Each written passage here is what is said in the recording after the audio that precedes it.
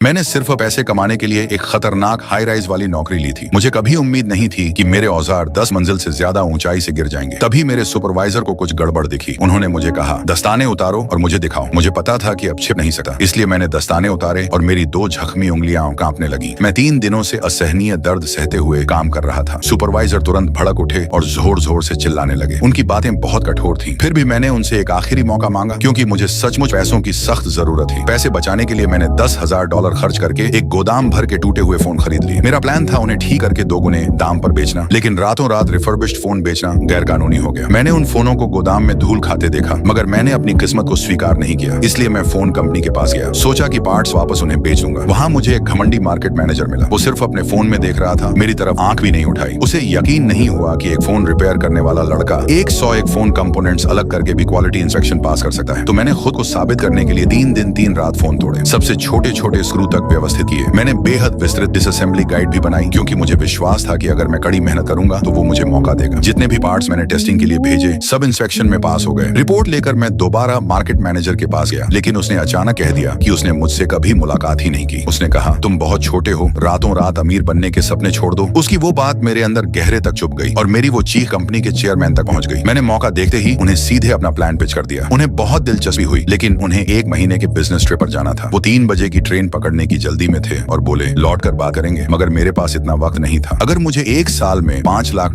नहीं कमाए तो मेरी बहन, जो मुझ पर निर्भर है, मर जाएगी। देखा कि सिर्फ 40 मिनट बचे हैं, तो मैंने नजदीकी टिकट काउंटर पर दौड़कर उसी ट्रेन की टिकट खरीद ली। लेकिन स्टेशन तक पहुंचने में 1 घंटा लगता था, इसलिए मैं इलेक्ट्रिक स्कूटर पर ट्रेन के पीछे भागा, चाहे थ्रॉटल जितना भी घुमाता। मैं 3 बजे की ट्रेन को नहीं पकड़ सका, मगर रुका नहीं। एक पूर्व डिलीवरी राइडर होने के नाते मुझे इस शहर की हर गली पगडंडी पता थी। मैं तंग गलियों से निकलता हुआ पूरी स्पीड से भागा, लेकिन एक पैदल यात्री अचानक सामने आ गया। मैं जोर से गिर पड़ा। स्कूटर पूरी तरह तबाह हो गया। बचे सिर्फ 15 मिनट। मैंने दर्द को नजरअंदाज किया और स्टेशन की ओर दौड़ता रहा, क्योंकि मैं ऐसे हार मानने को तैयार नहीं था। ट्रेन के छूटने से ठीक पहले मैं हाँफते हुए चेयरमैन के सामने बैठ गया। उन्होंने मेरी निर्भीक आंखों में देखा और खुद का युवा रूप देख लिया, इसलिए उन्होंने मुझे मौका देने का